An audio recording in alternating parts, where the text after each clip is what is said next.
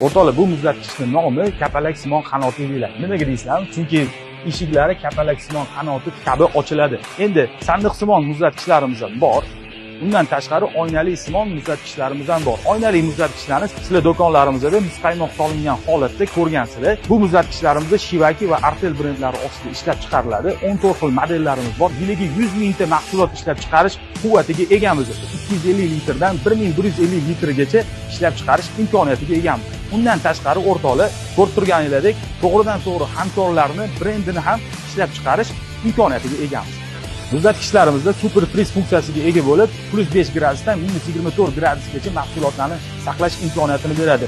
Energiya samaradorligi A+ kategoriyasiga taalluqli bo'lib, 30% gacha elektr energiyani tejash imkoniyatini beradi. Eng asosiysi, elektr energiyada muammo bo'lib o'chib qoladigan bo'lsa, 24 soatgacha mahsulotlarni saqlab beradi. Undan tashqari vitrinli xolodilniklar ham ishlab chiqaramiz. 560 litrdan 3,5 litrgacha bo'lgan mana shunaqa vitrinli xolodilniklarni ishlab chiqarish imkoniyatiga egamiz. To'g'ridan-to'g'ri Coca-Cola, Pepsi, Korzinka kabi yirik hamkorlar bilan ishlaymiz va ularni brendlari ostidan ishlab chiqarish imkoniyatiga egamiz. Hozirgi kunga qadar 4 yil mobaynida 130 ming muzlatgich va vitrinli xolodilniklarni eksport qilishga muvaffaq bo'ldik.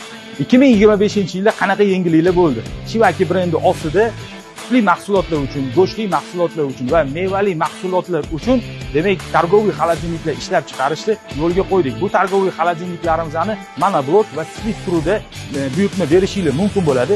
Undan tashqari plyusavoy va minusavoy modellarini ham ishlab chiqarish imkoniyatiga egamiz.